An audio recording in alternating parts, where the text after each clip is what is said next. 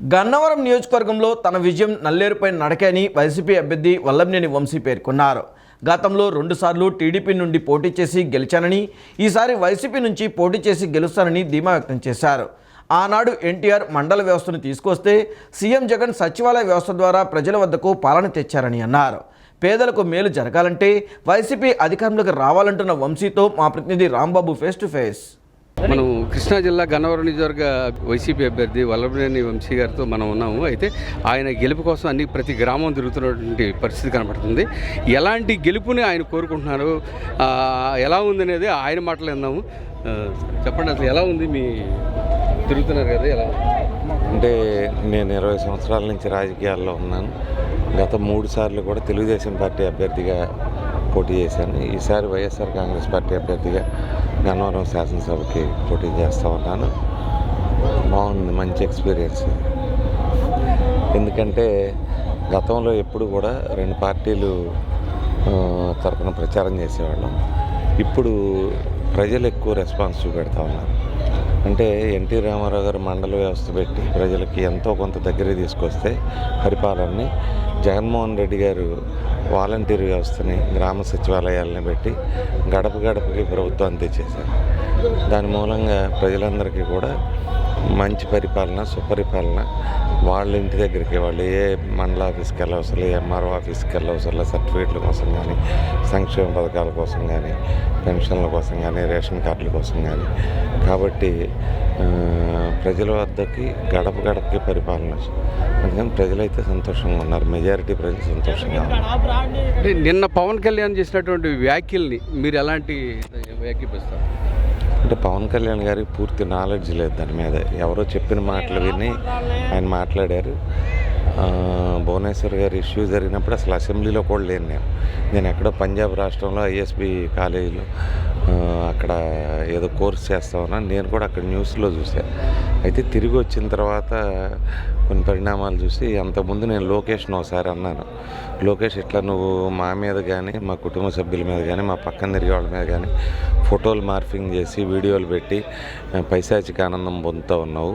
నీ మీద కూడా ఇట్లాగే అంటున్నారు, నీ మీద, మీ ఇంట్లో కుటుంబ సభ్యుల మీద. ఇది ఎవరికి కూడా మంచిది కాదు. నువ్వు బురద జల్లేటప్పుడు అవతల నుంచి కూడా వస్తుందని గుర్తుపెట్టుకో. ఇది కరెక్ట్ కాదని చెప్పాను, మంచి సంప్రదాయం కాదని చెప్పాను. దాన్ని కట్ పేస్ట్ ఎయిట్లో ఇది చేశారు. సరే అని చెప్పి నేను అన్కండిషనల్గా అపాలజీ చెప్పాను. నేను అనలేదు, అయినా కూడా నా మీదకి వచ్చింది కాబట్టి నేను మంచి చెప్పబోయాను. నా మీదకి వచ్చింది కాబట్టి అని నేను అన్కండిషనల్గా అపాలజీ. కాకపోతే చంద్రబాబు నాయుడు గారికి ఏంటంటే ఎప్పుడు కూడా ఎవరి మీదైనా రాజకీయం చేయటం అలవాటు. ఆయన స్వయంగా ఎన్టీ రామారావు మీదే రాజకీయం చేసిన వ్యక్తి. ఎన్టీ రామారావు గారిని స్త్రీలోళ్ళని, వ్యసనపరుడని, ఎన్టీ రామారావు గారు పరిపాలనకు పనికిరాడని ఆయన్ని చెప్పులేసి అధికారం నుంచి దించేసిన. అట్లాగే ఆయనకి తండ్రి అయినా ఒకటే, తల్లి అయినా ఒకటే, భార్య అయినా ఒకటే, మాంగారు అయినా ఒకటే. రాజకీయానికి ఈ అంశాన్ని ఎత్తుకున్నాడు ఆయన. ఆయన చెప్పింది పవన్ కళ్యాణ్ గారు దున్నపోతు తినిందని చంద్రబాబు గారు అనగానే, అవును నిజమే, దూడను కట్టేయండి రా అని చెబుతూ ఉన్నాడు ఆయన. పవన్ కళ్యాణ్ గారు పార్టీ రాష్ట్ర అధ్యక్షుడు, 10 సంవత్సరాల నుంచి నడుపుతూ ఉన్నాడు. నేను ఆదర్శ రాజకీయాలు నడుపుతాననే వ్యక్తి. అటువంటి వ్యక్తి కనీసం ఏం జరిగింది, ఎక్కడ జరిగింది అనేది కనుక్కోవాలి.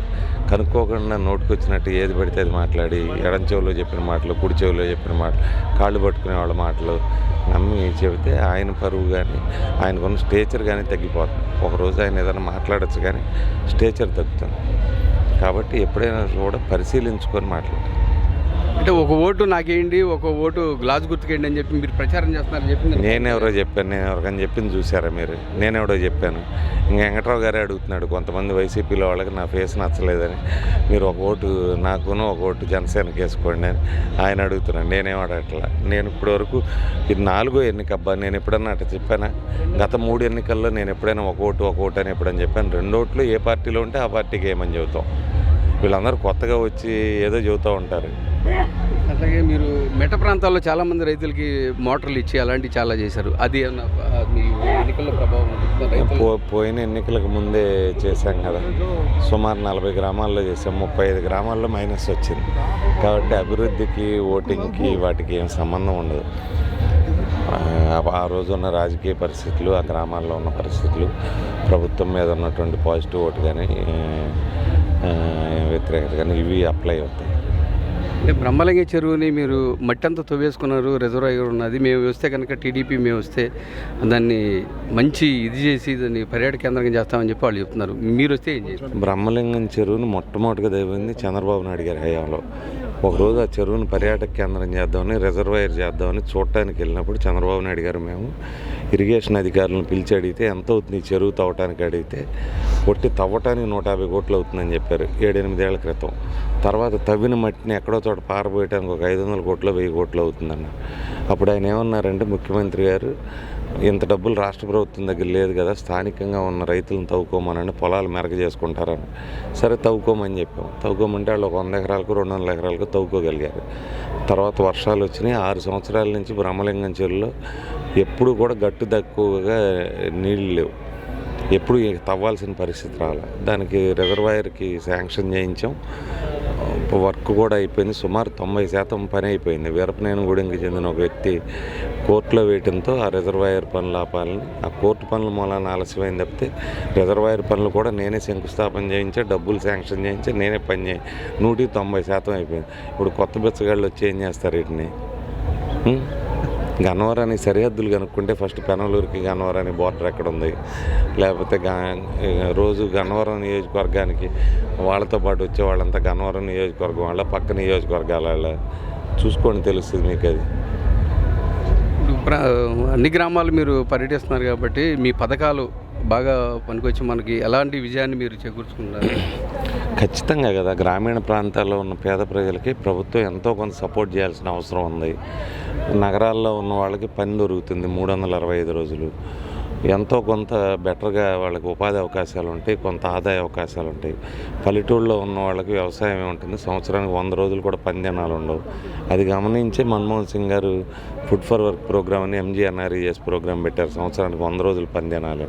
అయినా కూడా ఇవి జరగట్లా. చాలా గ్రామాల్లో, మా గ్రామంలో వారం రోజులు, 10 రోజులు, 20 రోజులు జరుగుతున్నాయి. ఆయకట్లేదని చెబుతూ ఉన్నారు. మొన్న మా ఉంటూరు గ్రామంలో కూడా చెబుతూ ఉన్నారు, సంవత్సరానికి 14 రోజుల కంటే జరగట్లేదు, ఆయకట్లేదు, ఏదో రకంగా ఉపాధి హామీ ఇప్పించండి అని చెబుతూ ఉన్నారు. అటువంటి పరిస్థితుల్లో 365 రోజులు ఉంటే సంవత్సరంలో 100 రోజులు కూడా పని దినాలు లేకపోతే వీళ్ళు పని చేయని 265 రోజులు ఏం తిని బతకాలి పల్లెటూరులో ప్రజలు? అందుకని వాళ్ళ ప్రభుత్వం ఏదో రకమైన సహాయం చేయాలి. చేస్తే వాళ్ళు పిల్లల్ని గౌరవంగా చదివించుకుంటారు, పనికి పంపించుకోకుండా. అట్లాగే ఏదైనా చిన్న అనారోగ్యం వస్తే, ఒక 10 రోజులు కానీ అనారోగ్యం వస్తే ఇల్లు అమ్ముకునే పరిస్థితి, లేకపోతే వాళ్ళు అప్పుల పాలైపోయే పరిస్థితి. కాబట్టి విద్య మీద కానీ వైద్యం మీద కానీ బాగా ఖర్చు పెట్టి ఒక 15-20 సంవత్సరాలు ఒక తరాన్ని డెవలప్ చేసినట్టయితే ఈ ప్రాంతం, ఈ నియోజకవర్గం, ఈ రాష్ట్రం డెవలప్ అవుతుందనేది జగన్ గారి ఆలోచన. మానవ వనరులను అభివృద్ధి చేయడం కంటే ఏముంది? ఇప్పుడు రోడ్డు వేస్తాం, రోడ్డు వేస్తే ఓ 3 ఏళ్ళకో 5 ఏళ్ళకో పోతుంది, మళ్ళీ రోడ్డు వేస్తాం, వంతెన కడతాం, 10 ఏళ్ళకి పోతుంది, 20 ఏళ్ళకి పోతుంది, మళ్ళీ కడతాం. కానీ మనిషిని చదివిస్తే జీవితకాలం ఉంటుంది కదా. ఒక పిల్లాడిని చదివిస్తే జీవితకాలం పనికి వస్తుంది. తర్వాత అతని పిల్లలు మళ్ళీ చదువుకుంటారు, వాళ్ళ పిల్లలు మళ్ళీ ఇంకెప్పుడు కూడా ఈ పేదరికంలోంచో నిరక్షరాస్యతలోంచి బయటకు వచ్చేస్తారు, మళ్ళీ వెనక్కి వెళ్ళే అవకాశం. కాబట్టి మానవ వనరులను అభివృద్ధి చేయాలి, దీనికి ఒక హ్యూమన్ యాంగిల్ జోడించాలని జగన్మోహన్ రెడ్డి గారు ఇచ్చారు. దీనికి ఏంటంటే బాగా డబ్బు ఉన్న వాళ్ళు వీళ్ళందరూ, బలిసిన వాళ్ళందరూ ఏం చెబుతారంటే డబ్బు అంతా కూడా పప్పు బేలాలు చేసేస్తున్నారు, ఇష్టారాజ్యం చేసేస్తున్నారు. ఎవడు సొమ్ము అని ఇవ్వకూడదు. ఎవడదన్నా ఇంట్లో మూటా ముళ్ళేనా? చంద్రబాబు ఇంట్లో మూటా ముళ్ళు ఇస్తున్నారా? కాదు కదా.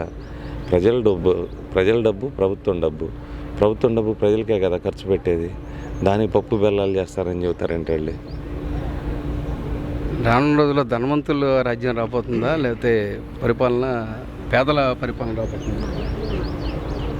ధనవంతులకు ఆశ ఉంటుంది, ఇంకా సంపాదించాలి, సత్యదాకా సంపాదించాలనే ఆశ ఉంటుంది. వాళ్ళ ఆశ ఎట్లా ఉన్నా కూడా పేదవాళ్ళని అయితే గవర్నమెంట్ సపోర్ట్ చేయాల్సిన అవసరం ఉంది.